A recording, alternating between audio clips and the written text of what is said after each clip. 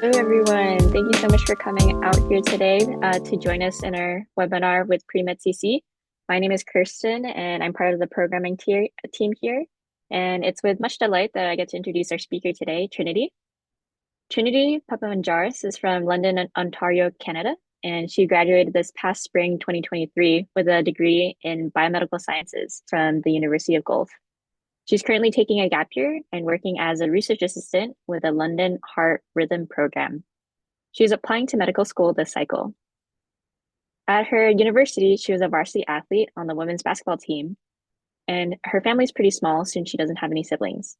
She lives with both of her parents, who are chefs, as well as her dog Luna, and her professional goal is to become a doctor. Currently, two fields that interest her the most are emergency medicine and surgery. Thanks so much for joining us today, Trinity. Hi, everyone. Thanks for having me. I think last time I did this talk was sometime last year, so it's been a little while, so I'm happy to do it again. After I have a full other year under my belt of being a student, and now that I'm not a student, things have changed a little bit. So I think it'll be a new, fresh perspective for people that have been to this one before. And if you haven't, then that's great. So I'm going to try and share my screen. Hopefully there's no glitches today. Just give me 1 second.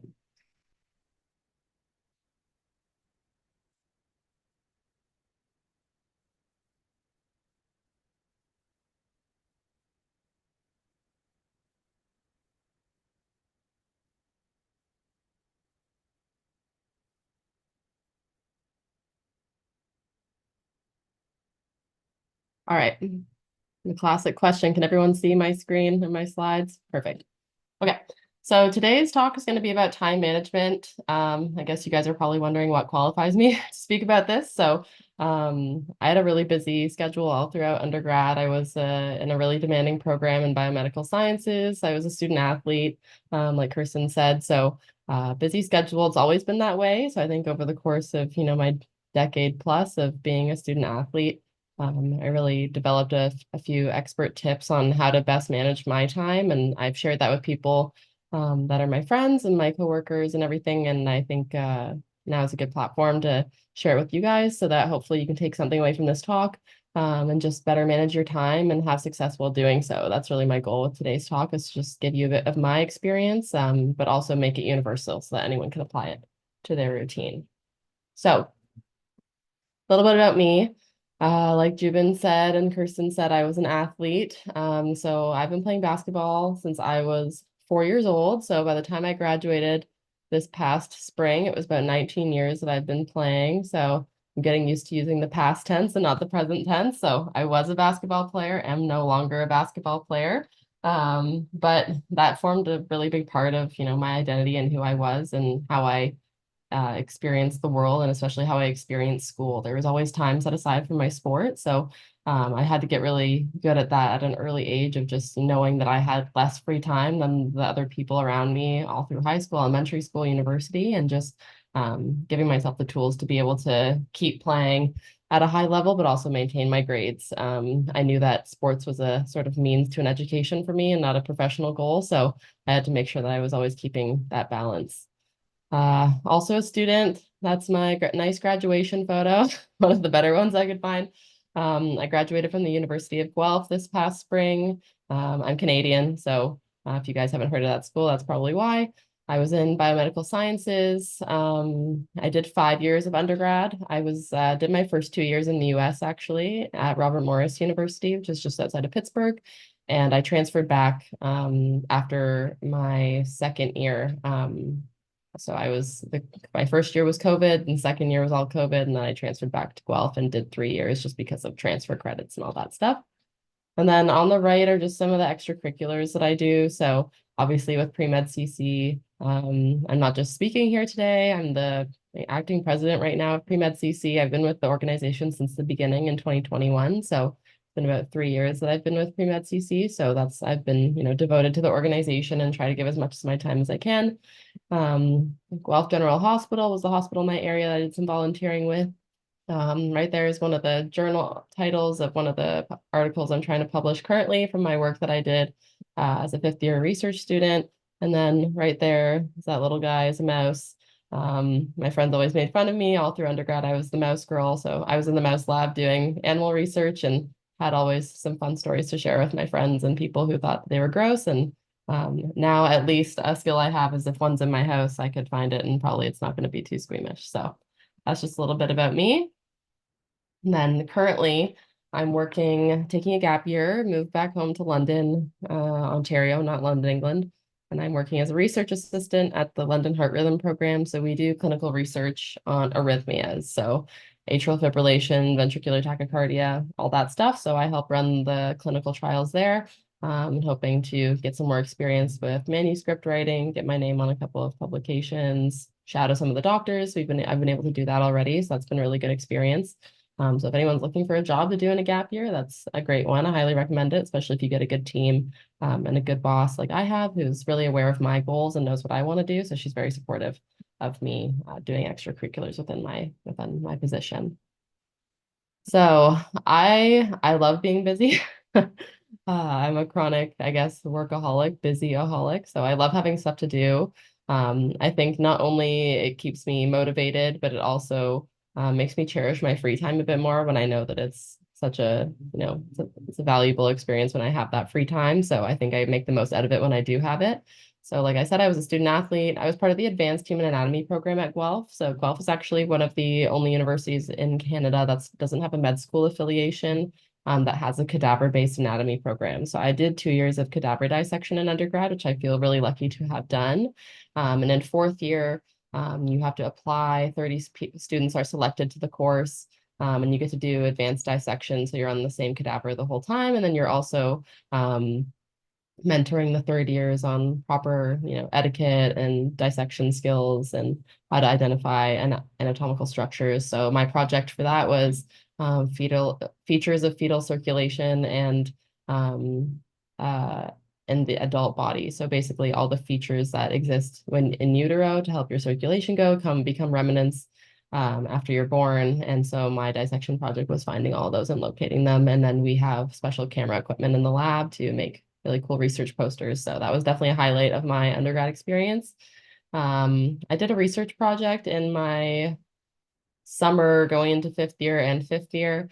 I did it on the prevalence of omega-3 usage in student athletes and its effects on concussion. So I felt that that was a really good way to merge my major and my personal interests as well. I've had 4 concussions as a basketball player, so very prevalent in my sport, not only just for myself, but for my teammates. So I thought it was really interesting to meld my, passion for nutrition and love of science with something that could help the people that I interact with most on campus. So that was great.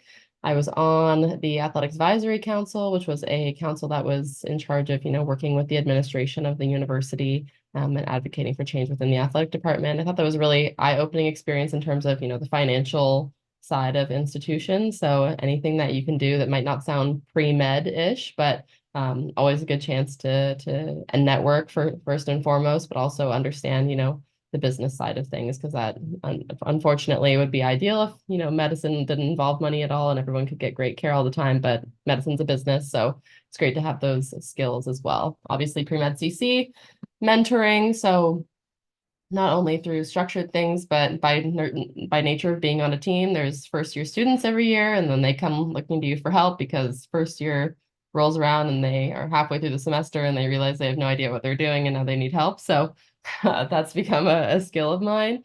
I did work study throughout my semesters as well. So I worked about 10 hours a week in the animal lab and just helping out with maintaining the animal specimens we had there. And then not maybe the last thing, but the other thing that took up a lot of my time was hospital volunteering. So I volunteered in the ER at Guelph General Hospital. I love that I got 3 hours a week and I loved that 3 hours. It was a great break from class and also got me some really good experience. So while I was an undergrad, if I break down a typical week, 24 hours times 7 is 168 if I did my math right. So 168 hours in the week. Basketball and training for a varsity athlete or a Division I athlete. is equivalent to about 25 hours a week. I would say that's a conservative estimate, to be honest, between practice, individual training, weightlift training, travel, film, all that stuff. It is a part-time job. In the US, that equates to a very nice scholarship. In Canada, it's not as lucrative. So if you break down the hourly rate of the scholarship, we're not making that much money. So it is definitely a sacrifice, but you have a great time doing it. So no complaints there, but it takes up a big chunk of my time. Class was about 20 hours per week, work about 10, volunteering with all those things I mentioned, about 10, doing work on my research project and also the anatomy lab, about 10, studying and assignments. So all that work that you do outside of class, probably about 20. I try to get 8 hours of sleep a night. So that's 56 hours gone. So that leaves me about 17 hours of free time a week, to do things that I want to do and also the things that need to get done. So grocery shopping, cleaning, all those chores. So not a ton of free time. So I really had to learn to maximize it as much as possible and be efficient. So that's kind of what this talk is all about. So now I'm going to get into my probably top 11 tips for time management. So starting with making a schedule. It sounds so simple, but it's so important to make a schedule. Just flying by the seat of your pants every day is going to lead to you, devoting too much time to things that aren't necessary. So making that schedule and sticking to that schedule is crucial. Use whatever tool you want. A digital calendar works great for some people. Some people love to have, that tactile whiteboard in their room. I had a few friends that liked it that way as well. So making a schedule is super important, at least for me. Knowing when I was at practice, when I was at training, when I had class, and just finding those blocks of time that I knew I could dedicate to studying or doing something that I wanted. Was super important. So that's the first step. You got to make a schedule. If you're just rolling with the punches, you're going to forget something and then you're going to be rushing at the end. So that's kind of going to be the basis, at least for the rest of the points. Tip number 2 I could give you is to outline your semester, or if you're on the quarter system, your quarter as much as possible. When you get that syllabus at the beginning of the semester, I used to sit down and make this giant matrix of assignments and essays and exams. I used Notion. Notion's a really popular one that a lot of people use. I'm sure you could do it on a basic Excel or a spreadsheet, but outlining your semester, not only to make sure that all those due dates are in there so that you know when they're coming up, but also so that you can look, weeks ahead and say, I'm really not feeling that productive this week. Can I afford to take a little bit of time off? Is next week a little bit light, or do I just kind of have to buckle down because next week I've got 5 assignments due? So outlining your semester ahead of time so it's nothing taking you by surprise, and you can sort of map out ahead of time, oh, if I'm feeling a little bit lazy that week, that's okay because I don't really have that much due that week. So being able to map that out ahead of time and coordinate your schedule around that. Maybe I want to go out for dinner with my friends, but I shouldn't do that the week of, the 2nd to the 5th because I have 4 exams next week. So things like that. It's something as simple as that. Using any tool at your disposal is a great place to start. I loved using it, and I think it really was a motivator for me to know that, get through this week and I have an easier week coming, as opposed to every week looking and going, oh crap, I have an essay due at the end of the week. That's not a great way to organize yourself. So that's definitely something I would recommend. Establishing a routine. So waking up at the same time every day as much as you can, going to bed around the same time every day. Obviously, there's going to be little fluctuations, but human beings are creatures of habit, and we thrive when there's less input into our system that isn't foreign to us. So the more that we can normalize each and every day, the less stress you're putting yourself under. Not only is that going to help your execution at school, it's going to help you with not getting sick. It's going to help you with, just your overall well-being. So establishing that routine. I think this lesson was really taught to me when I was studying for the MCAT. I did that over the course of a summer between my 3rd and 4th year at university, and establishing a routine was really important to make sure that I was mimicking testing as much as possible and mimicking certain aspects of the testing as much as possible. So I did the studying in the order that the test was going to be delivered to me in. So establishing routines that let yourself get accustomed to patterns will help you thrive. If you look up, there's lots of studies on the fact that if you take an exam at the time that your class normally is, you tend to do better because your brain is primed to be receiving that content and thinking in that manner at that time of day. So the more that you can structure your day to make your body expect certain things will help you thrive in school and in other areas of your life as well. So following that pattern is great. Scheduling breaks. So you can't just go, go, go all the time. You'll burn out. And I think that a lot of people are guilty of that. And, they go on these week-long benders before exams and you're not sleeping and, you're drinking Celsius like it's your job or something. So that's not definitely not the healthiest way to go about it. I know, sometimes it's crunch time and you just got to do it. But scheduling breaks is really important. Not only did I use that as a motivator for myself, so okay, I'm really not feeling this right now, but in 45 minutes, I can doom scroll on TikTok for 20 minutes if I really want to, or go hang out with my friends. So that's one way of doing it, but also realizing what you need from your breaks and stuff. So I lived with my roommates. They were my best friends in school, and every Monday we would get together and watch, the lovely show called The Bachelor. So that was a great Monday night tradition that we had. And I really coveted that time. So I knew that, Monday nights from 8 to 11, I was not studying. That was me time. So I had scheduled that break predetermined and I could work the rest of my assignments around that, knowing that I wanted to be watching that ahead of time. Again, using that calendar as a tool to know when I could afford to do that. So I think that was also just really good, for your mental health. And it's not good to go, go, go all the time, and being able to just relax and know that I could really put all of the academic stuff on the back burner for those few hours and not be thinking about it because I had set myself up for success in other points, that I could afford to take that break and, just have a good time with my friends on a Monday night. So scheduling breaks is really important for yourself and also to feed those relationships that you have. If you, become a ghost and don't talk to your friends for 5 months and then you pop out of the sand at the end of the semester and they're like, we haven't heard from you since, August, that's not a great place to be in either. So I know it sounds like there's a lot of things to balance, which there are, but the more that you practice these habits, the better you'll get. I think this might be even more important than scheduling the break itself, is to choose your breaks wisely. So what are you doing with that time? Are you, filling your bucket back up so that you have more energy after your break? Or are you doing something that's draining you and, not helping you refocus or bringing you any kind of joy or anything like that? So I will give you a little personal anecdote about this one. I think I was very introverted. Probably at the beginning of high school. Always sort of more goofy with my friends at basketball, but at least at school I was a bit more quiet.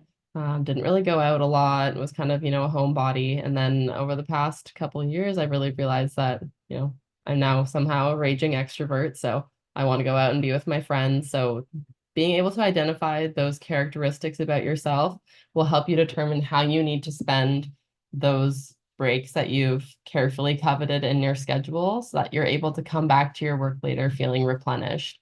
So if you're someone that doesn't get energy from hanging out with people and you find yourself spending your free time draining you from your friends that are super high energy and it just takes so much away from you to be with them, and then maybe you reserve those for really special times and you need to spend time with them. But if you have only, an hour, maybe that's not the best way to spend that hour.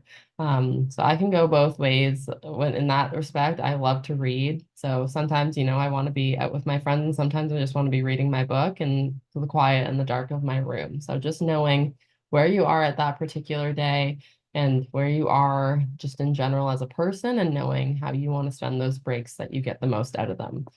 Because how you spend your free time will affect how you perform academically. So making sure that you're being as smart with that as possible.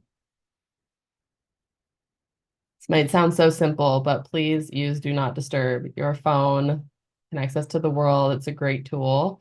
But every time you see a notification, you want to look at it. Everyone loves to think that they're immune to all the algorithms and notifications, and I'm not addicted. And I think I probably fell into that camp originally, but I'll be sitting somewhere and nothing even pops up on my phone, and I pick my phone up to check it, and then 5 minutes later, I'm like, why did I even bother looking at it. No one wanted to get in contact with me. I don't need to be on my phone right now, and I'm just scrolling, and it sucks you in. So using Do Not Disturb on your phone will help you so much with focusing on your laptop as well. If you're like me, I have, everything Apple sells, I basically own. So if the text isn't going to my phone, I don't have it there. It's going to my app, going to my laptop, it's going to my iPad, it was going to my watch, it's talking to me in my AirPods. So it's really overwhelming when you're trying to focus. So using that do not disturb function, as simple as it sounds, is really, really important. And then taking it one step further to create an environment where you're best able to focus. So I am usually pretty good at blocking out background noise and everything. I know a lot of people love to study with music. So if that's what you like to do and that's what keeps you centered and engaged and locked in, then that's great. I focus on the words too much, and then, I find myself typing the words that I'm hearing in the song. So that doesn't work for me. So when I was studying for the MCAT, again, I think I learned a lot about myself, obviously, in that experience. I found that noise canceling headphones were great for me, just being able to block everything out and be in the quiet. That's kind of where I thrive. And also using my AirPods and just putting on, white noise, green noise, all those background noises that people like to use. Find a playlist that you like, and it really just helps block out everything and create this environment of focus that, the second that your phone goes on do not disturb and you put on whatever you want to listen to, if that's nothing, that's great as well. Your brain is triggered and knows that it's time to focus. So I find that was a really good tactile way of setting other things aside. So, the action of turning on do not disturb, putting on my headphones and getting to work was a helpful way to signal myself that it was time to focus and not be on my phone.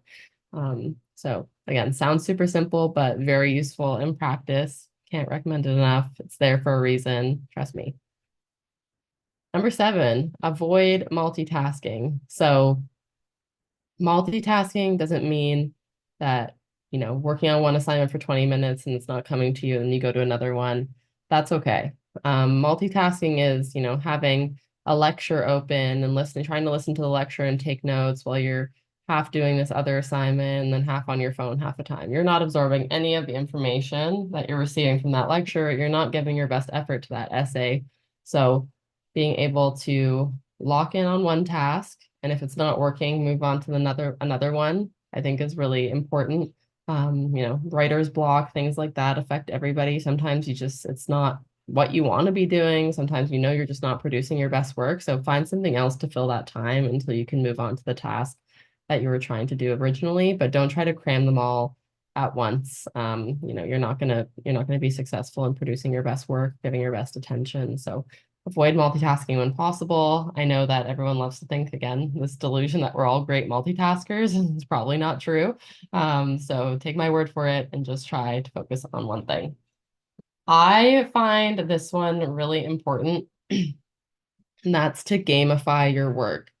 So I find that, if I'm just sitting in front of my computer and I need to write an essay, or if I was sitting in front of my computer, I need to go through flashcards or studying, finding a way to sort of trick myself into thinking that it was a game and that there was some sort of, made up reward at the end of it was a really good motivator for me. Again, that might come back from the sport thing. I'm always used to, you get a point and that's a great thing. So that's just kind of how my brain is conditioned. But being able to use tools to make it trackable. So a lot of people love to use, it can be as simple as a checklist. So every time you do something, you get to check something off. And that's like a little game for your brain to play. Like, oh, if I do this, I get to check this one thing off. And that can just be a good enough motivator. And also, I find it really a good way to do is to set timers. So if I need to sit down and do something that I'm not that, motivated to do, I'll just put a timer on for an hour, and you can sort of watch the time tick down, and watching that clock go down as you're doing your work is a good motivator. So knowing that you only have this many minutes left until you can stop working on the thing that maybe you don't want to do is a great way to trick your brain into being motivated. I'll get to another tool that I use, I think, a bit later. So being able to trick yourself into being motivated can be really good, especially when you're not that engaged in the task that you're doing. We're not going to love every little bit of work that we get, especially from school. Sometimes stuff is tedious and you just got to get through it. So the more that you can do this, if you have friends that are in the same class, maybe creating a little, group where you're tracking how much you're doing, tracking group work so that you can keep your friends motivated is another great way to do it as well. Use an effective study method. So I think a lot of people come out of high school, they get into university, and all of a sudden the study method that they used before wasn't working. It's not efficient enough given how much content you have to absorb in undergrad compared to high school. So being able to adapt and find what works best for you. When I was coming out of high school, I was a serial rereader. So I have a good memory. It's one of my good tools, especially a good autographical memory. So if someone said something, I can usually repeat it. So I would just read and reread in my notes until it was basically a lecture I could recite in my head. That worked for me in high school when I was having to memorize, a page a night. But when I got to undergrad and I was having to memorize, 3-4 lectures a week and then times 5 classes, that just wasn't working anymore. So I was still getting decent results, but I was just spending way too much time. And I was like, this isn't working. So I had to come up with a new study method. Over COVID, it kind of got weird there for a bit, and they weren't really giving as much work. Everyone's school was different. Grades automatically were weird and didn't matter sometimes, so that was odd. But in my third year, I decided, we all fall victim to the pre-med forums and stuff online, I'm sure. So we all hear about this mystical thing called Anki, and then no one actually knows how to use it and how to access it properly. I have done another talk in the past. It's definitely on our YouTube channel somewhere on how to use Anki, especially for studying for the MCAT is sort of where I mastered it. But then, Anki should basically be paying me as like a salesperson because I converted so many of my friends to use this because it's so good at creating an effective study method. It works, and you spend so much less time studying than the people that aren't using this method. So for those of you that don't know, Anki is a flashcard app that uses spaced repetition. So its algorithm is designed to know that based on how well you've rated your ability to answer a certain question, it will delay showing you that flashcard again until the algorithm determines that would be the next time that your brain needs to be signaled in order to remember it properly. So if I find a card super easy, it'll show it to me in 10 days. And then you don't think you'll remember it, but magically 10 days later, that card pops back up and you know it. So, and if I find it super hard, it'll show it to you a few times in a day, and then it'll show it to you a day later, and then maybe a week later, and things like that. So Anki really became my best friend. I would make flashcards for each lecture that I went to. Once you get the hang of the software, there's a little bit of a learning curve. But after that, you can really get quick at making those flashcard decks. And then if you have friends that have gone through the same course in the past and you trust their work, you can share decks as well for free. So you can get them for free. The MCAT one I used wasn't one I made. It's the Miles Down Anki Tech. It's like one of the more famous ones for studying for the MCAT. So they're shareable online. You can bring it with you. You don't need the internet on your laptop to access it. So if you're somewhere without a Wi-Fi connection, it works as well. So this really became, I would say, my biggest weapon in terms of my academic success. And, my friends would be studying for hours for this anatomy quiz or something like that. And, as long as you stay on top of it and you do the cards that are required of you every day, some days it'll be 20, some days it'll be 200. That's just kind of the nature of how the software works. But if you do the cards that are required of you every day and you just stay on top of it throughout the semester, by the time you get to the end of the semester and it's your time to do your final, you've basically been studying all semester for this final. So you are miles ahead of everyone else who's now cramming all the information that they forgot from the first week of class, going, oh my God, I don't remember that lecture at all. And you're like, well, I've been studying it for 3.5 months. So it really, I can't sing its praises enough, and it does the work for you. So you make the card, you answer the question, it knows when to spit it back out to you. So I would really suggest everyone take a look into that. I know we're coming up to the end of a semester now, so maybe over the holidays, doing some research on how to incorporate this into your major, especially as a science major, as most people, I'm assuming, attending this talk would be. That content is super conducive to being put on a flashcard. It's a lot of memorization, it's a lot of stuff like that. And, there's some problem solving definitely, but if you have the basics down, that problem solving becomes a lot easier. So using an effective study method, spaced repetition is scientifically proven to be super effective at creating good memory patterns and producing good academic results. All the content that I'm trying to give you in this talk is not just anecdotal to me, but also a lot of it is scientifically proven to be effective. So don't take my word for it. Go and use it and you'll see the results. I promise. All my friends that I converted to it love it. And this chain of recommendation just keeps going. So I really can't sing its praises enough. Okay, a cost benefit analysis. So you have to sort of become very protective of the little time that you do have to get the things you need to do done.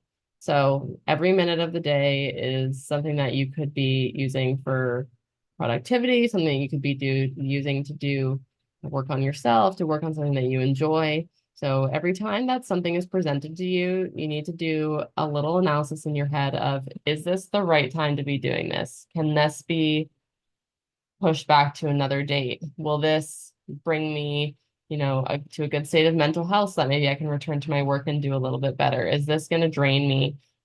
Is this going to cost me on my next exam? That's really important. So I really want everyone to get in the practice of, when an opportunity is presented to you, to, make a pros and cons list and weigh the benefits and the disadvantages of participating in an activity, and try to be a little bit more analytical about how you're spending your time rather than just going for it whenever the mood feels right, kind of thing.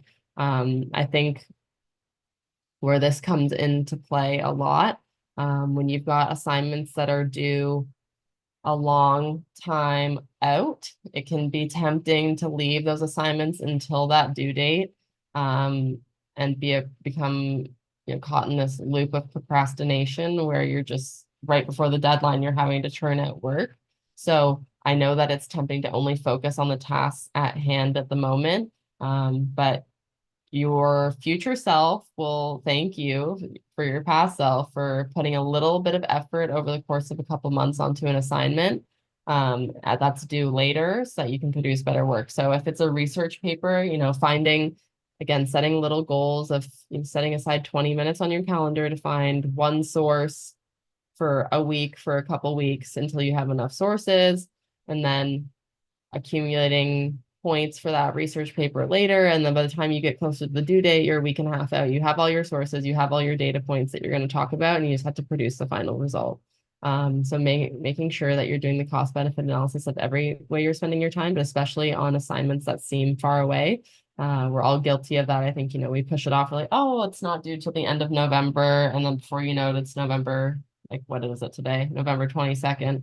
You're like, oh my God, November's almost over. It's almost Christmas. This is crazy. I have no time left to do anything. So being mindful, using that matrix that I said about showing your semester, knowing what's coming up, when things are due ahead of time, so that you're already playing from an advantage side of the field and not having to scramble last minute. Last point is learning to say no. I know that as pre-meds, especially, we're trying to, curate all these experiences to make our applications look super attractive to admissions committees. I know it's tempting to say yes to everything and be like, okay, so next, if I say yes to this and this and this and this, then by the time med school applications roll around, I can say, I volunteered as a paramedic, I worked at a suicide hotline, I did this research, I worked in this professor's thing, I worked as a tutor, I volunteered at the hospital, I volunteered at this clinic. That sounds insane.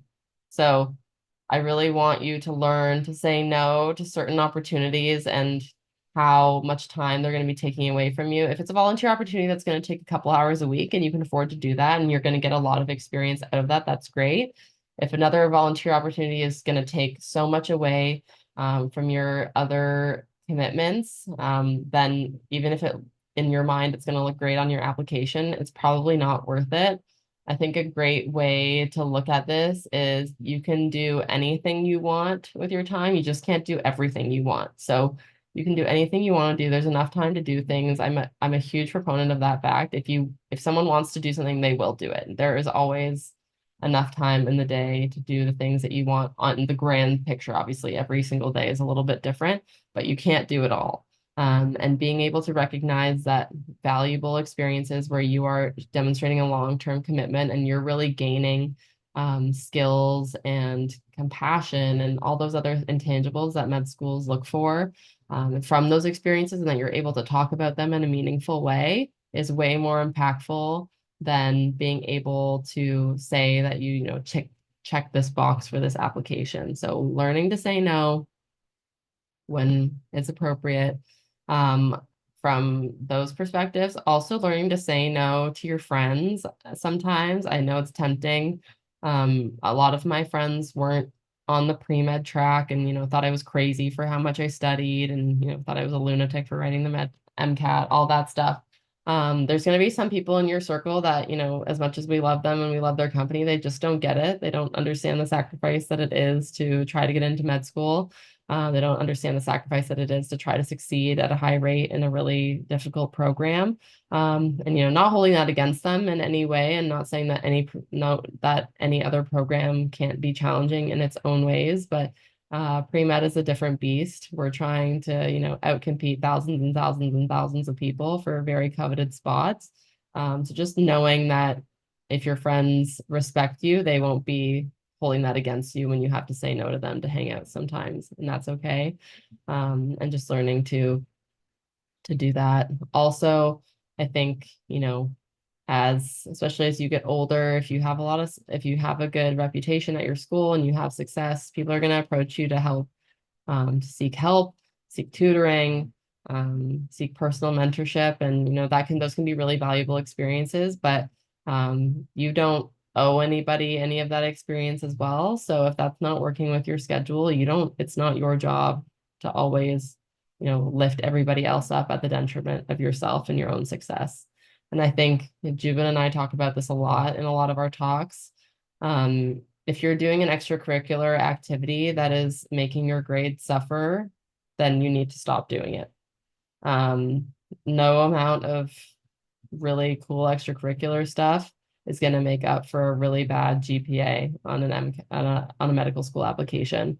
You know, we would love to not be reduced on the 4.0 scale as a person, but that's just one of the tools that med schools use to screen people. So if you're overcommitting and your grades are suffering, then you need to reevaluate and, you know, get your grades back in line, because having a good GPA is just such a great baseline to start from, and everything else is an additive. So if you know you're someone that's not a great test taker, you know, maybe you pull back from those commitments closer to exam season when you know that you have to spend a little bit extra time than the average person to do well on that exam, because you just you're high anxiety in those environments.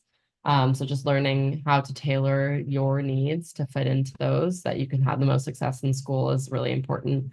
And then also, if you're not stressed out at school and you're not stressed out about your grades lowering, then you're going to come to those extracurriculars with a better attitude anyways and get more out of them. So that's the best advice I can give for that. So we've gone through a lot of points today. Becoming good at time management it's a journey. It's not going to happen overnight. We're going to mess up. I think the reason I feel really lucky to be able to speak on this topic is just, again, how long my time has been so reduced because of my high level sport. I've had to learn how to do this from a very young age, so I'm very well practiced on how to manage my time. I think, you know, that fun question that people love to say, if your friends had to describe you in one word, what would they say? And I think a lot of my friends would probably say disciplined. So I'm kind of no nonsense when it comes to how I spend my time. I've become a little bit more relaxed with it now. I don't have academic commitments at the moment. So, but things always pop up. And like I said, I like to be busy. So I work a 9 to 5, I work 8 to 4, but I work 8 to 4. I coach 2 nights a week now because I was missing basketball too much and I can't play. So now I'm coaching and working on med school applications, which was a lot. Just got those done, doing the Casper test, which is required in Canada for almost every school. So I had to do that. So there's always things that are going to be dragging away from your time. So, we're talking tonight about a lot of how this is going to relate to your pre-med success, but these skills will translate later, even when you're out of school and you're in your job and, you have to decide between, am I going to stay late and do a couple extra cases or work on charting, or am I going to go home to my family, and give them valuable time with, their parent or their spouse or their significant other. So these are skills that you're going to be carrying forward all the time. So I really urge you to try to implement these and see what works for you. Talk to other people. If you have a good person in your life that is, does well in school and has a lot of commitments, ask them also what they have and what they do to keep on track. So in some of these tips, although they're very general, you can find a little bit more specifics in the people that are close to you. So I would suggest doing that. And also using, using the software that's available to us to our advantage. So something like Anki, where it's doing all that work for you, schedulers, using your phone, using the internet to your advantage, and keeping track of stuff that way is a great start. So I know that it can be daunting at times in undergrad, especially when, if you're a recent transfer, if you're new to your new school and, your schedule's changed a lot. It's a tough transition, but the more that you can build these habits, the more successful you'll be. And then hopefully it'll lead to a lot of success if those getting into med school is your goal. And that's a great way to go. So that's all the points that I had. It's ironic that I give a talk on time management and we're done 45 minutes ahead of time. So now it's time for the Q&A. So I'm happy to answer any and all questions anyone has, from anything about not just time management, about anything that I mentioned in the talk today. I'm happy to talk about it. Yeah, thanks so much, Trinity, for going over that presentation. I think I learned like a couple of tips for better time management myself. We have two questions that go over more specifically on like how to use Anki. The Mhm. first one is like how do you use or how do you focus your learning when using Anki? And then the second question is if we incorporate Anki into our study routine, should we start now or begin at the next semester? Yeah, so the first question was, how do you focus your content with Anki? So being selective about how you make flashcards. Jubin's going to link the talk to how to sort of set it up and how to use it and how I used it in more specifics in the chat there. But how to focus your content. So I think Anki is a great way of sort of acting as a filter. So you attend lecture and you absorb all that information from the lecture. Throughout the lecture, you're making notes. So you're probably only making notes on the things that you need to make notes on. Like, I don't need to make a flashcard that the chemical symbol for sodium is Na. I know that already. So really whittling it down so that by the time you've attended lecture, then you're taking notes, then you're reviewing your notes as you're making those flashcards, to making those flashcards is already going to naturally focus your flashcard making to the things that you've identified that you don't know. So I think that's a great way of creating focused learning. The way that I organized my flashcards, it wasn't just by course, it was by lecture. So if I had a test coming up that was only focusing on 3 lectures, I would try my best to do all the cards required for that course and that day. But if I really just didn't have the time to do that day, then I could just go into lecture 13, 14 and do the ones that were due for that day. You can also open up all the cards at all times so you can review them as a mass deck. So that's a good way to focus your learning as well. But Anki's system is best used when you just let them do the work for you. So it's telling you that 2 cards are due that day for that lecture, and you're like, oh my God, I have a test on that tomorrow. You can review if you want, but if you've been following their algorithm throughout the semester, you'd be surprised how much you know. I know it was an adjustment for me, realizing that Anki triggers you to do active recall. So I wasn't able to just sort of recite a lecture like I used to be able to, but if someone asked me a question, and framing your flashcards in the way that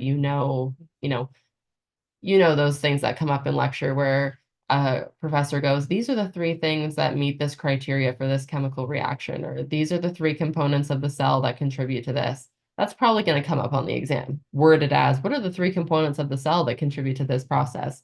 So getting good at predicting those questions so that you can generate a flashcard that reads that way, so that when it's happened to me.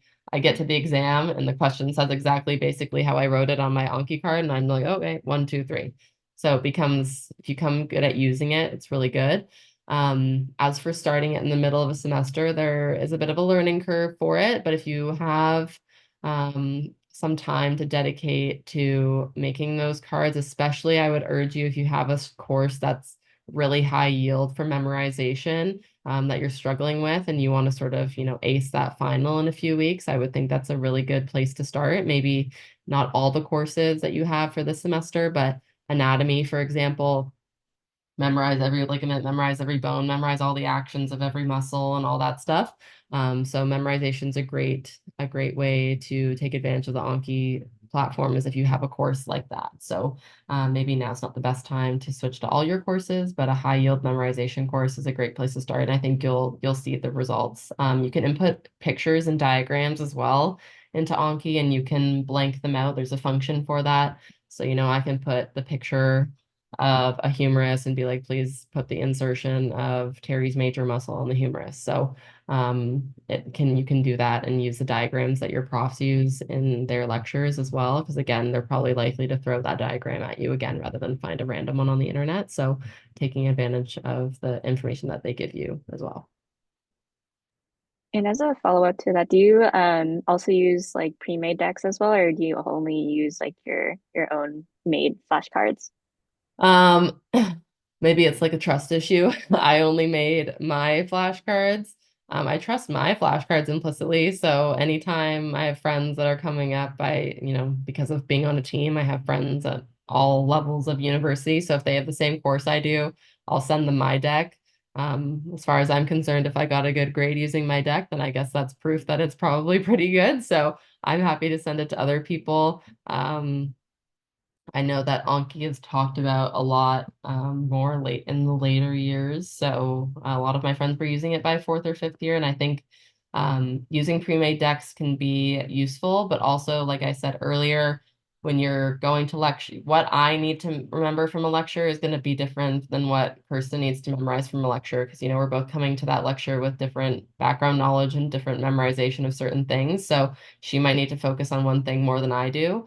So me going off her deck might not be the best. So I think it's a really good exercise to go through attend lecture, then you whittle down to what you're making notes to, and then as you're making those flashcards, you're reviewing, and then the final material that gets on the flashcard is really the stuff that you need to be focusing on.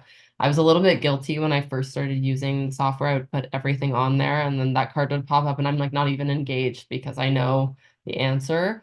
So making sure that the cards that you're putting there are engaging so that you're focused and you're able to, really use that active recall as best you can. Our next question is asking, how do we know what study method works best for us? Yeah. So I really think everyone should give spaced repetition a try. It's scientifically proven to help you. There's so much literature about it. There's so many softwares like Anki about it. I think trying and realizing when things aren't working is a really good way to know what the best study method is for you. People get really, caught up in their habits, like I was with the rereading and rereading. And then I was like, why am I spending 6 hours a day rereading this? There's got to be a better way. And it might not necessarily be a results driven trigger. So my grades weren't dropping. I was just, frustrated with how much time it was taking out of my day, especially when I had such a busy schedule. So that was my trigger to be like, okay, I need to evaluate a different thing. But as far as finding your own study methods, everyone can use the tools differently and just adjust their settings. That's also a good way of doing it. But just trial and error really is the only way to go about it. And, you can take some online quizzes on what kind of learner you are. Some people really love to listen to lectures because they have a really good audio memory. Some people love to write things down because they're more tactile. So knowing those things about yourself, you probably identify that about yourself already. If you're someone that enjoys, movement and stuff, maybe a tactile way is, maybe your best way of memorizing anatomy, coupled with some spaced repetition is getting, a 3D model and getting your hands on a 3D model. So maybe that works for you. But just combining things as much as possible and doing trial and error. Yeah, Jubin linked a learning style quiz there, so that's a great way of going about it as Yeah, well. I put a learning style quiz in there now. Granted, they're not 100% perfect, but it should give Mhm. you an idea. But I think ultimately how you figure that out is it's trial and error. Yeah. It's kind of like you can't wake up and say, "Oh, this worked for X." We're all like different individuals and have different strengths and weaknesses. And so some people are great auditory learners, like they could listen. Some people need to write things down. Some people need to act them out. Some people need, the repetition. And you're not going to know it. And nobody's going to tell you to know it to see what works. And what works is you try one thing and then you see how you do and how confident you feel. And then you go around and try it, try and error, trial and error. These learning style quizzes give you a pretty good idea. And then some of them, and I think the first one explains it, like what it is, but also like you're in college by now and you should have a pretty good idea what works for you and it doesn't. And then the other part of it too is that like, you know, your professors or your TAs are really good indicators to like learn how to learn because they've done it before and they can give you some ideas and inputs. But the other thing is they write the exam. But ultimately, like everybody learns differently. Like I like to take my notes and then rewrite them and taking like the PowerPoint and my scribbles and everything and just put them into, and it takes a significant amount of time. But that's the way I learn is using different colors and now with the iPad and everything, you kind of get in, you have mind mapping. That's another one that works pretty well for me. And no, and flashcards, and I'm kind of old school. I like to do them by hand because certainly like things like OChem and other stuff is just easier to do it by hand. Um, but also now like we have RemNote where you could take your PowerPoint and make flashcards into it, and then they have a free service and they've kind of walked you through it too. And now this new invention called AI, which has been uh, supposedly helped quite a bit. Like I've used like taking you know, putting like together a bunch of PDFs and study guides, and then you could you know put those out and use those flashcards as well. You could literally on Chat GPT, you could also make flashcards, which is Mhm. pretty cool, you know. So, but I think it's just trial and error. It's not like a one perfect way to do it, and it's not something that happens overnight. It's not it's not a 30-second TikTok video. It's a process and it's very individual. Mhm. Yeah, I know it's not within everyone's means for sure. I love my iPad. My iPad is like probably my most prized possession in terms of the things that I use for school. So if you can get your hands on one and you like to take notes that way, you can take them right on the PowerPoint. I love that thing. So I'm very guilty of having the Apple ecosystem. They've definitely got me on their branding hook. I'm definitely guilty of that, but the iPad or something along those lines. There's my stepdad has one that's called the Remarkable. It like writes like paper. You can take a PDF of your notes. So I think that aspect of I'm not a super technology, you know, raw kind of person, but I do really love my iPad. So, I found it more engaging to write my notes that way than to type them out on a keyboard, for me at least. Can you Yeah, and use there's also a study okay. that's done that people that take notes on their laptop by typing learn significantly, and I'll put the link in there, than if you're actually writing, and it's because when you're typing, you're not typing entire words, you're just typing letters. Whereas when you're using a pen and a pencil or iPad or whatever, you're actually are you're writing whole words instead of letters at a time. Certain classes like history and poli sci and stuff like that, yeah, you could type and write it, And I mean, in those classes, I think they're not, they're easier. Things like biology and stuff where you actually like have to draw things out is much harder, or chemistry. Like I had a professor during general chemistry, he was doing lectures, it was during COVID, and he was typing everything, and I just didn't know how he did it, but he used this like thing, and I was like, yeah, that's pretty cool. I'm never gonna bother learning it because I hate typing anyways, um but yeah, and so and I'll put that link in there.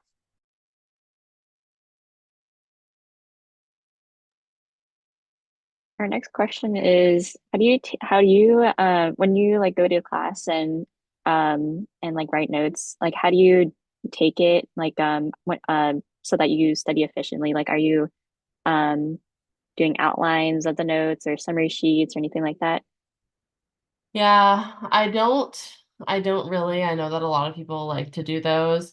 I just, when I'm attending lecture, I highlight the important points. I try to put a star next to things, professors sometimes will drop little tidbits throughout their lecture, like, oh, I'll ask you this on the exam. Make sure you make note of that, because if you could only study the questions that are guaranteed to be on the exam, then that makes your job really easy. So things like that, and just making notes in the margin is kind of how I did it.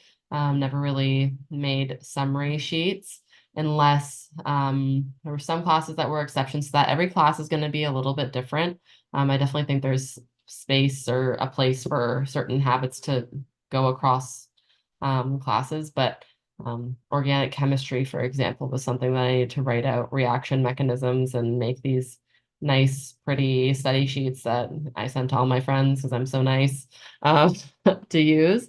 But I think that there's a place for it, but it's not required for every lecture. And trust your knowledge base. If you're really good at chemistry and you're the first few lectures of your organic chemistry lecture, the next semester is a review of gen chem stuff, then rely on your knowledge that you're going to remember things like that from the past. That's if you notice, once you get to the end of undergrad, you don't really realize, it kind of happens naturally, how much knowledge you've accumulated over the past 4 years.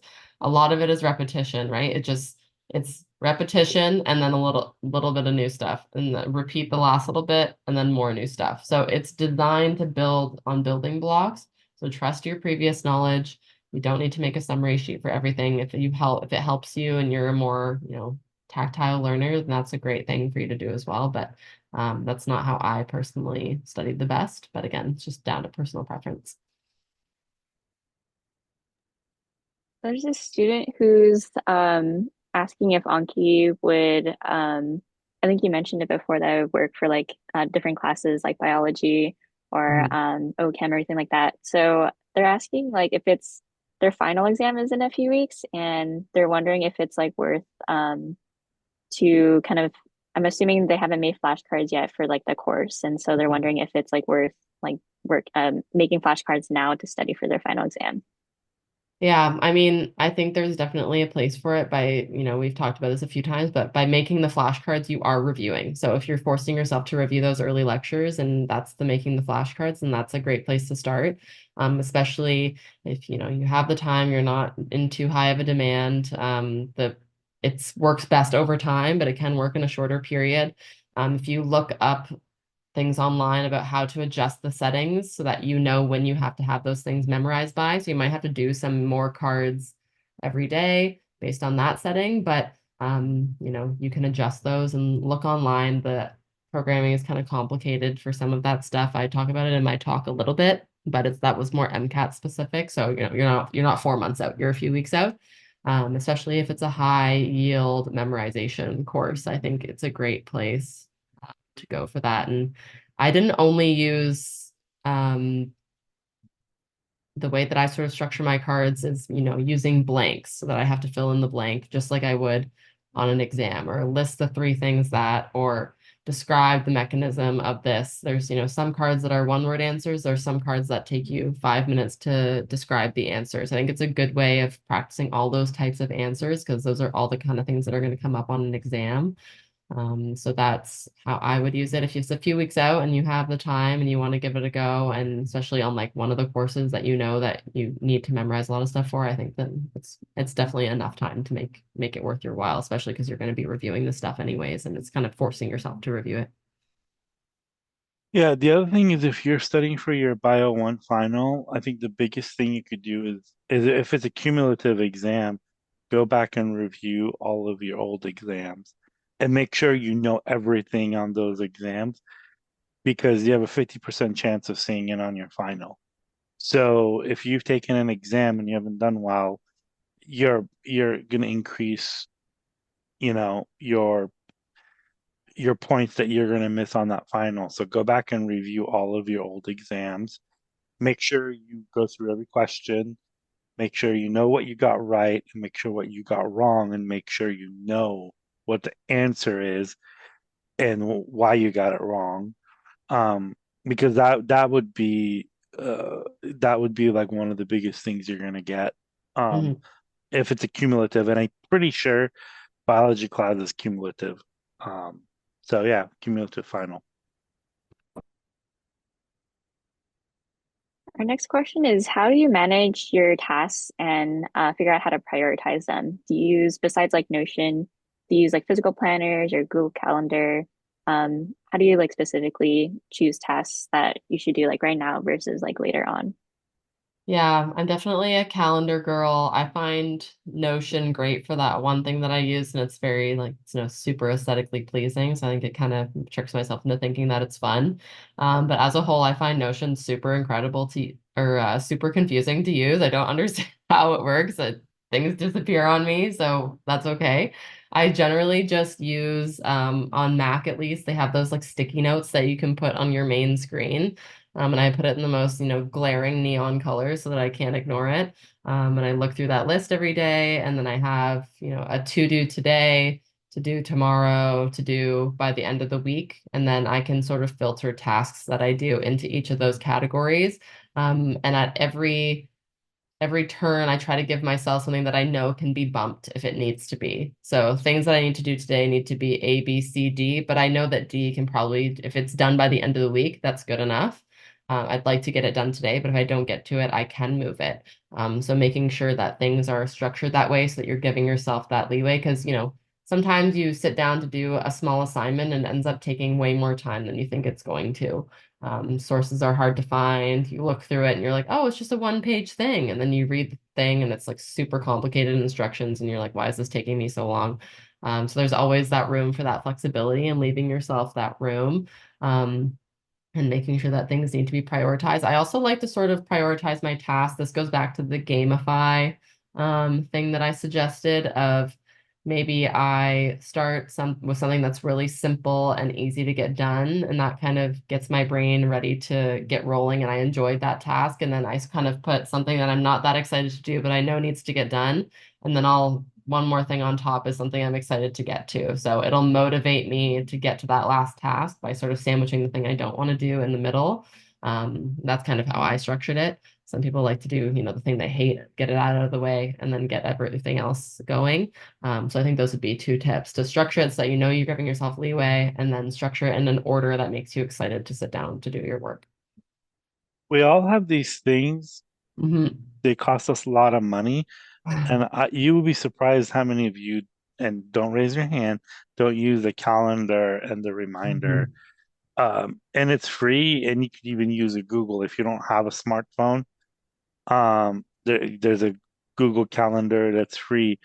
That is like the biggest free cheap thing that either you have, um, that you could use, and most people don't use it. And so, um, and I think like you certainly with like making commitments and showing up and doing all the other things you got to do, it's you got to be able to use that tool that you have in your hand, that you have it with you all the time. And I've heard somebody made the comment that if you're on TikTok or social media more than your other apps on your phone, then maybe you should remove those social media apps. And because the calendar is there, you could have reminders, you could have like certain things that I go to, like I have like 3 reminders to go to it, certainly like work and things that, I have to do. So yeah, utilizing is pretty important. Yeah, Jubin's right. So many people don't use their calendar. I like can't count how many times on my hand I've shown up and gone to class and someone go, "Oh my God, I didn't even know that assignment was due because I didn't put it in anything." And I just hope that my memory from week one reading the syllabus for 30 seconds was going to be good enough to memorize the assignment. And in my mind, school is stressful enough without me worrying about the fact that I'm going to be missing assignments because I don't remember the syllabus from week one. That's like a crazy thing that people do that I will never understand. That's just not in my nature. So use your calendar. It's literally on your phone. It's so easy to access. It'll make your life so much easier. Please use it. So many people don't. And then, they miss things and, that happens a few times and you've lost 20% of your final grade. So that's not a great place to find yourself in. So just do the work at the beginning of the semester, put everything in your calendar in a way that works for you, or everything on a sheet on an Excel that you can track, and you're good to go. Do you usually like study by dedicating blocks of time to a certain task or specific assignment, or do you usually spread it out over like a whole day? Yeah, so I like to spread it out. I would say that my cap is probably about 2 hours for me to be super engaged with something. I can probably remain engaged, especially if I know it's something I need to do for about 2 hours. And then after that, I'm bored, my mind's wandering, I need something new. I need, to leave it alone for a minute. There's a lot to be said for letting your subconscious and your, the mind in the background absorb that information. You don't have to be, it doesn't have to be in your, there's working memory and then there's your actual memory. So if you just keep everything in your working memory for hours and hours and hours, you're not giving it enough time to sort of permeate deeper into your brains that you can recall it. So I think about 2 hours is my max, and then I like to move on. And if there's a lot of time that I need to dedicate, I'll spread it throughout the day, but maybe I do 2 hour block and then I do, go for a walk or something for 30 minutes and then I have lunch and I come back and I do another 2 hours. So I can do the same subject area multiple times in a day, but for me, it has to be broken up. I'm not pulling an all-nighter for 7 hours to study for something. I'm not pulling an all-nighter period, but definitely not doing that, or and trying not to. So how much are you really absorbing when you've been looking at something for 6 hours? You're probably your brain is mush by that point. So I think that sort of capping it around that, whatever you find you're not getting engaged anymore, if you can recognize that you're not engaged with the content anymore, then you need to move on, is what I would say.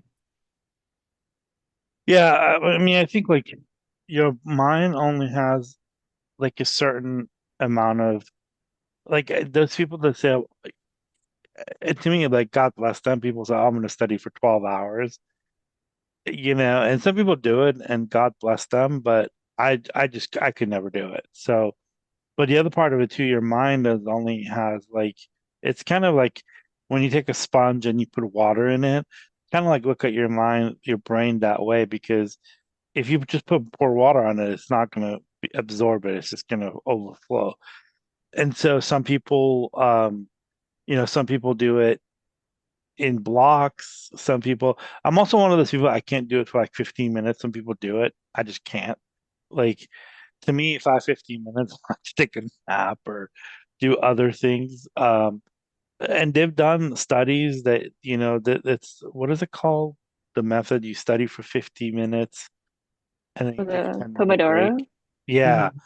Yeah. And there's like apps and timers and other stuff you could do. And I found that to be pretty good in a sense where you could just focus for 15 minutes I usually just do an hour because I can't count. Like do an hour and take a 15-minute break, Mhm. and then come back and do something else. Um, and the reason why is that your life is like certainly now with like email, text, and so many other things that like you could be away from it for an hour.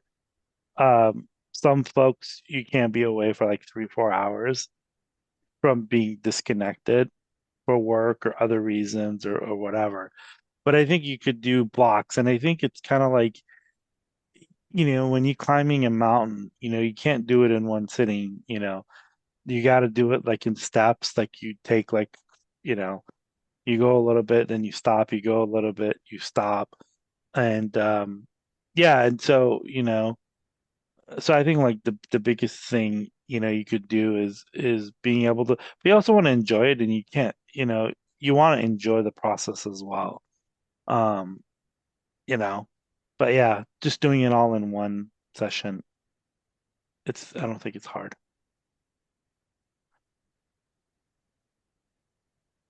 Our next question is like, how do you make your Anki cards engaging and productive and not just like random memorization? Yeah. So I think that, there's always room for just pure memorization. If you need to memorize a chemical formula, then that's a chemical formula. You don't need to understand the reasoning behind it. It just is what it is. But a lot of the science classes, especially as you move up in your years of undergrad, become more mechanism based. So I think creating cards that outline a mechanism. So name the 4 steps that produce this, or I'll put, 1, 3, and 4, but what's the part in the beginning that's missing? So logically, I have to look at 1, 3, and 4 and be like, okay, what number 2 is missing in this step? I think also I love making mnemonics. So those are memory tools that basically are like an acronym, and then you create different words for that acronym. And then you can memorize certain things like that. So I find that a bit more engaging rather than just memorizing a word. Memorizing the amino acids, I did that in second year. I still know all of those acronyms because they were so weird and random and personal to me, that I still know them now. So there's, weird little studies that swear words work better. Maybe I can be an attestation for that. Can't really repeat my acronyms online here today. That's okay.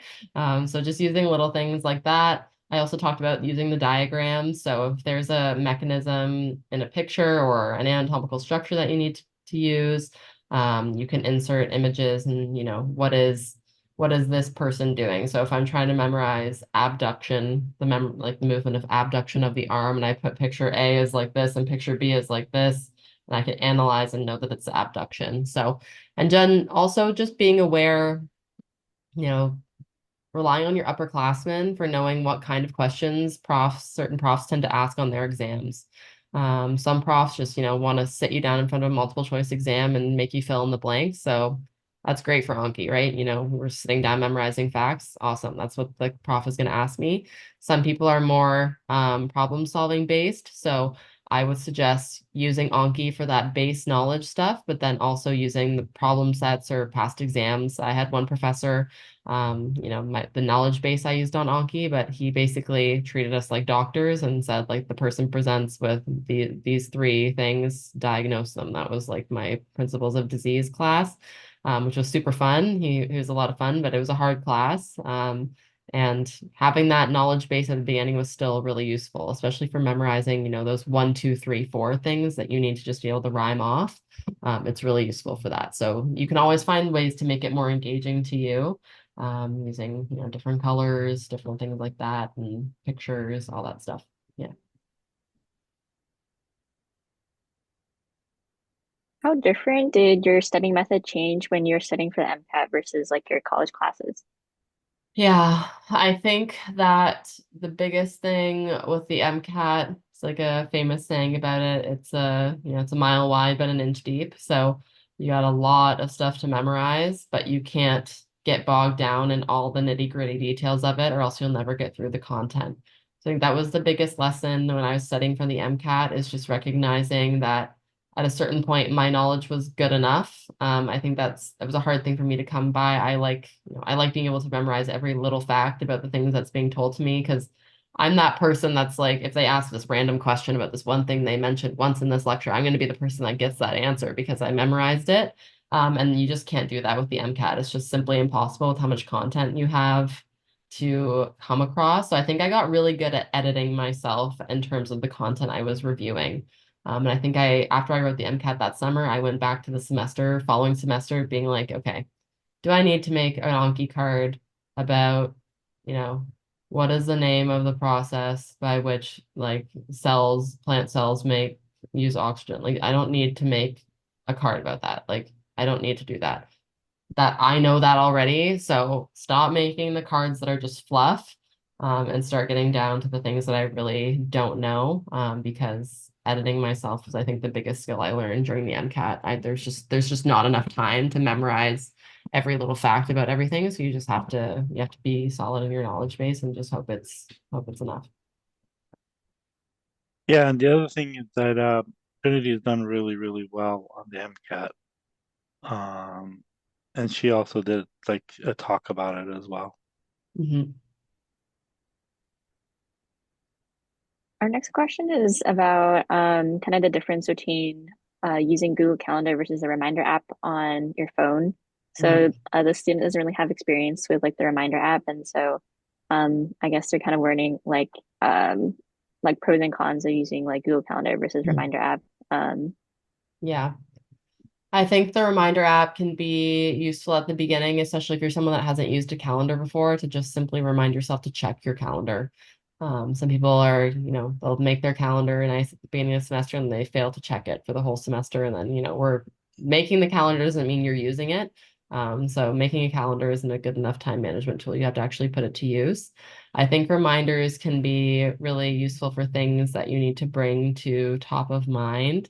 And I think that those are really good. It's a good trigger sometimes as you forget, like, oh, this is due. Maybe, you pre-schedule a reminder in your phone so that, remind me 2 weeks from now that I have a paper due in 3 weeks' time. And you go, oh, right, that's due in 3 weeks' time. Okay, now it's brought to the front of my attention again. But long term, it's going to become like basically its own job to make all of those reminders. So if you can just set it down at the beginning and make your calendar and use reminders sparingly, I think is the way to go. and there's this other student who's asking like if you usually allocate your time to study each subject like chemistry, biology on a regular basis every day, like 30 minutes for chemistry, 30 minutes for biology, on top of like your other homework assignments. Yeah, so I got so used to using Anki, so I would just log into Anki in the morning sometime when I was having breakfast, know how many cards I had due that day. Like I said, by just the way the algorithm works, sometimes it's 10, sometimes it's 150. So if it's 10, I can just, bang those out after breakfast. That's my Anki for the day. If not, it's 150, and I know I have to allot more time. So I don't dedicate it by subject. I would dedicate it by that amount of time, and then I would just do assignments after that. So I wasn't really sitting down to review specific classes until I was probably about a week out from an exam. So a week out from the exam, on top of all the Anki stuff I would set I could probably review 3 lectures worth in about an hour, so 20 minutes each. Just getting closer to exams, just to have that extra peace of mind and make sure that I was that I was catching certain mistakes I had made in my memorization, because that happens as well. You memorize things a certain way and then you realize when you go back that you've maybe messed up something. So closer to the exam, I would add with supplementary material, but other than that, I wasn't really studying by subject. I was just studying how much Anki was telling me I need to study that day. And if it was 10 cards and I didn't have any exams coming up, then I would just go to class and the rest of my day was free. So that was pretty nice. Are there any tips for studying as an engineering major? Oh, good for you that you're studying engineering. Yeah, Engineering is crazy to me. yeah, those engineering classes, they're much more, they're just like physics, Yeah. calculus in those classes. Those classes, it's not about magic memorization, but it's about pure force repetition of problems. You gotta solve problems, and you gotta be able to, look at the back of the book, worksheets, or whatever else is that, because and this is something that's happened to every single one of us is, you roll out of bed, you go to class, and the professor is solving this problem on the board, and you're like, oh yeah, it's pretty easy. And oh yeah, it's pretty easy. And Uh, then they could do it that easily. Oh wow, it's whatever. Then you go home and you're like, oh, I'm gonna do like 5 problems, and then your friend comes around and you go out, or you got work, or you got volunteering, and oh, well, you got other things coming up. Your girlfriend or your boyfriend calls you up, and then you show up to the exam or quiz, or worstly, exam, and that problem's there, and you're like, oh my God, I can't do it. Like, I can't. And it's because, like, you can't just look at the person, you can't look at the teacher that does it on the board and then you have to do it. You're gonna have to like come home, practice it, fail. But the other part of it too is that problems like have variables and variations. So Mhm. even with like engineering classes, you got to be able to solve those problems.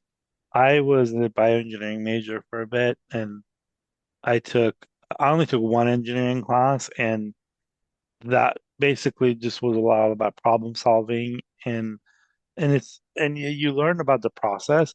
Like, we've all taken calculus classes and other classes where you get partial credit. And so with engineering classes, you have to do that, but it's a lot more complicated than just being able to you can't get the answer. Like, I know that um like I took like all my calculus classes and stuff, and I took significant amount of math and differential equation and linear algebra.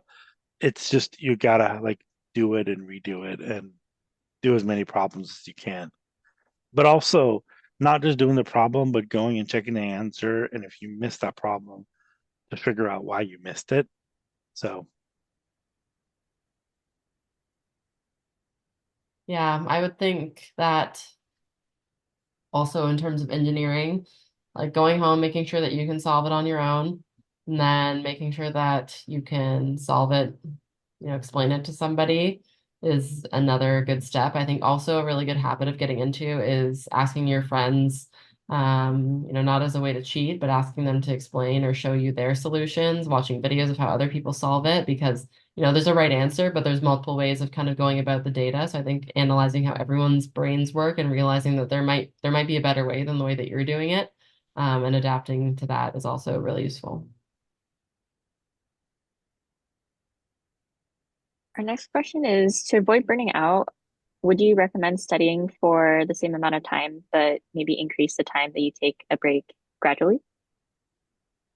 Yeah, so I think, if you're not great at setting aside big blocks for studying, you kind of have to build up your stamina. So, that was also another thing I learned during the MCAT. You have to build up a 2 hour exam in undergrad is, long-ish. Well, the MCAT's like 8 hours. So you got to build up your stamina and be able to stay mentally engaged for that long. So I think gradually increasing that time, and adjusting that ratio of study to break, is a good way to start.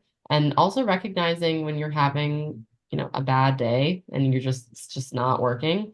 You're not going to absorb the content if it's, if, your friends bothering you, you have this going on, you're not feeling well, things like that. Then decrease the load for that day and recognize that you're probably not going to get that much done anyways. And on the days where you're just kind of like, everyone has those days where you're just like firing on all cylinders, you feel super engaged, you're like, no, I'm locked in, I'm good to go. So take advantage of those days as well. If for some reason one day you can study for 5 hours straight and you feel great and you've solved all these problems and you're understanding it and it's finally clicking, then take advantage of that as well. So there's always a balance to be had. Not every day is going to look the same. When using Anki, is there a way to make a set of practice problems with the flashcards that you have? I I don't know if there's a way for it to generate it for you. There's definitely some other AI thing that can generate problems for you. You can ask a friend to generate problems for you. So my friends and I was a big proponent of Anki, like I said, and then closer to the exam, because you get used to your own cards, and the way that you pose questions, and it's kind of different for everybody else. So my friends and I, closer to exam, would swap decks. So my friend Claire, for example, would look at my deck and be like, oh, I forgot to put that on something, or oh, I wouldn't have asked it in that way. And now it's a better way of me memorizing. And then I would look at hers and recognize, how she creates stuff. So I think looking at other people's content as well to make sure you're not just guilty of falling into your own patterns all the time. is a good way of creating a practice problem without having to create a practice problem. But old exams, old tests, anything you can find online that isn't, a violation of academic code, don't do that. It's definitely not the way you want to go. Relying on other people to generate some questions for you. If you have a good friend base, then they're definitely going to be happy to do that for you. You make 5 for me, I'll make 5 for you, kind of thing.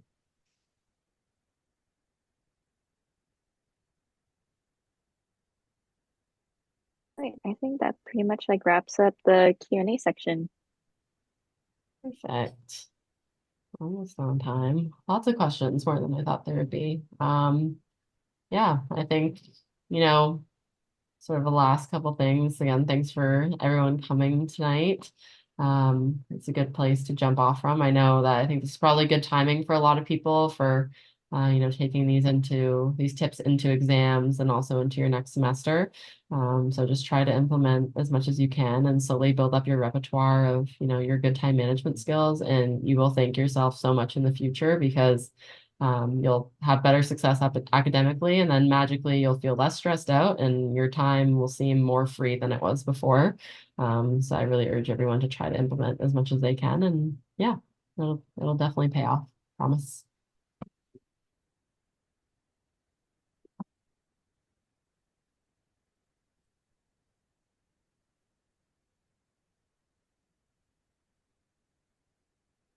Okay, wow, there's like 2 more questions. Maybe we can like go over them like really quickly. What do you do when you feel hopeless? Oh gosh. Well, if it's just hopeless in the general sense, then maybe we're talking about something different. And I hope that, you can get anyone is feeling that way, especially if it's schools causing you to feel that way. There's lots of resources you can reach out to on campus that can help you. If it's hopeless in terms of, not being able to memorize something, talk to someone else who's had success with it. Ask them to help you, ask for help. People are probably more kind than you think they are in terms of wanting to help people. There's always some go-getter in the class that's happy to show off that they can memorize all this stuff anyway. So if you ask them for help, I'm sure they'd be happy to talk your ear off for it for a little while. So that's a good resource to rely on as well. Office hours, your professor ultimately is your best resource as well as your TAs. They know what assignments they're giving you. They know what they're asking you on the exam. They know the content inside and out. It's their job. So rely on that as well. If you're really, really struggling and you're just not getting it, go to office hours, go talk to your prof, go talk to your TA, go to extra problems help sessions. Mike Guelph does these like study groups. So if you want to go study organic chemistry with 50 other people that also aren't getting it, then go to one of those and make friends and make a good network of people that you can rely on to be academically engaged, because sometimes your friends might not be the people that help you best academically. So being able to recognize that as well. Yeah, I would just say the best way to build to beat hopelessness is to have community and be around people that are positive, because I could tell you that most of us don't like being around other pre-meds because they're so Yeah. fatalistic. Like, Mhm. to me, it's just like, A you bad grade know, for the world in the pre-med world. yeah. And Yeah. so you want to surround yourself with people that are positive, but also, like, why your gang's so attractive to people is because you find people that have the same interests, same common goals, and same aspirations, and they join the gang.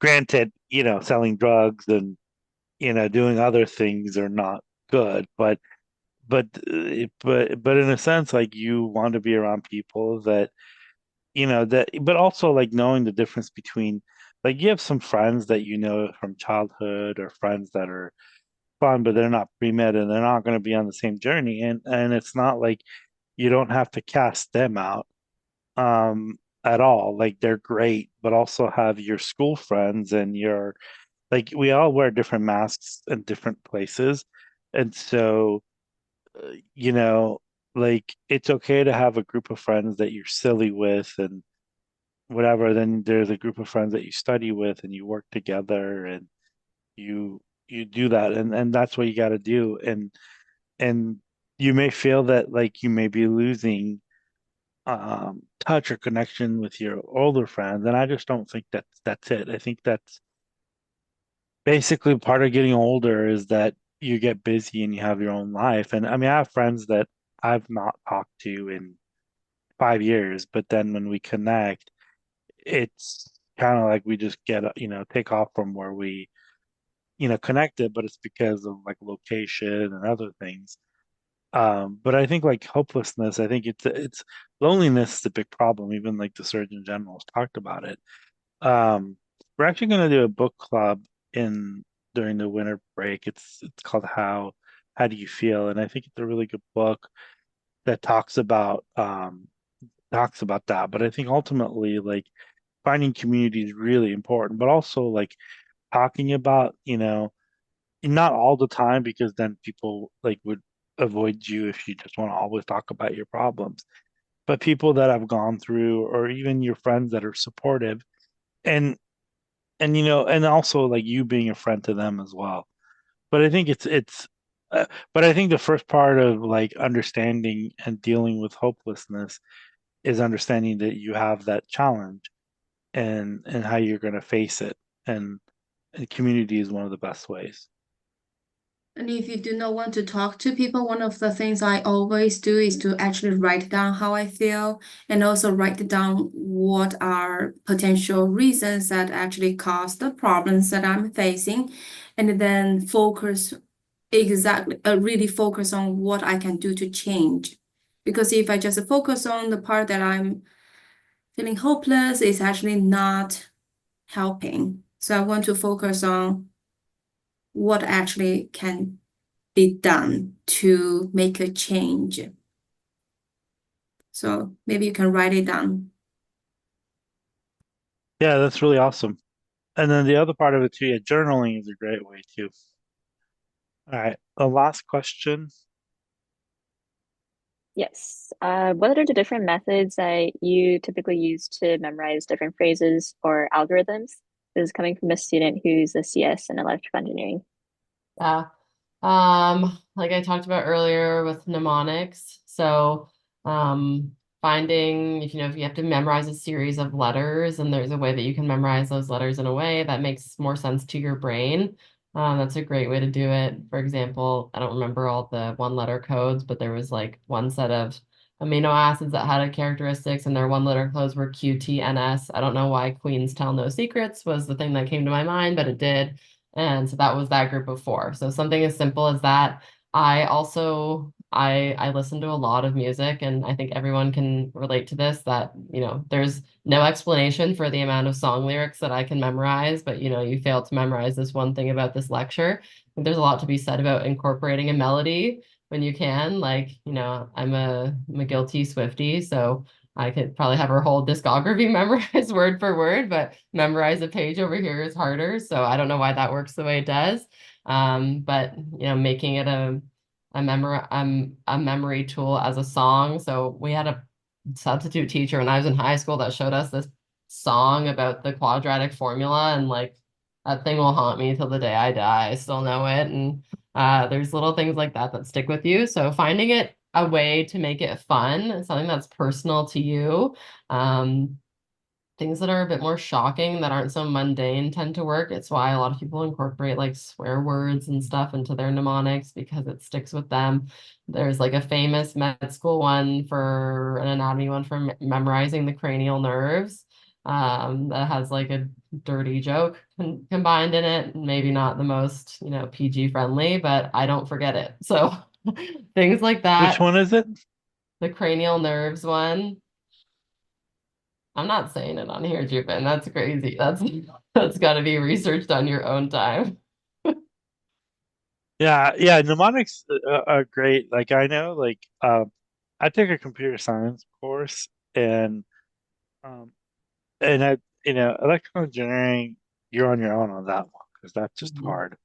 People, And but like I for think everyone on here, if you've ever taken a science class, has probably been shown the periodic table song at some point in their life, and you can probably sing a yeah, good chunk of it. And how many times did you watch the video? 3, and it's just like it's just in there. So using things like that, knowing how you memorize things best. If you're a music person, that's great. If you're a mnemonic person, that's great. If you're, I know that there's a big trend right now with using like stories for ways to memorize things and using objects and what's the software? I forget. It like develops a cartoon for you and it's supposed to help you memorize.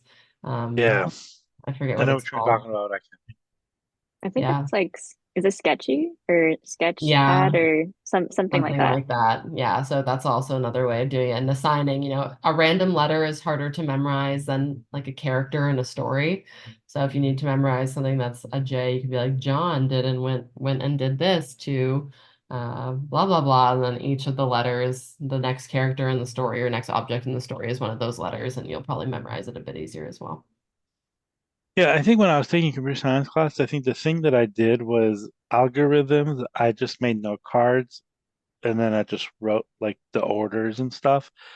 But even like with like I remember with physics class, like um, we could take a 3x5 note card into the class, but you ended up like writing it over and over again because you try to redo it or make it small. So by the time you were done writing it like 3 times, you memorized it. But you've also used that formula so much that I wasn't really looking at it. And so I think creating your own Mhm. like study guides and cheat sheets. I do my own study guides, and so um and I found that to be really helpful for my physics class.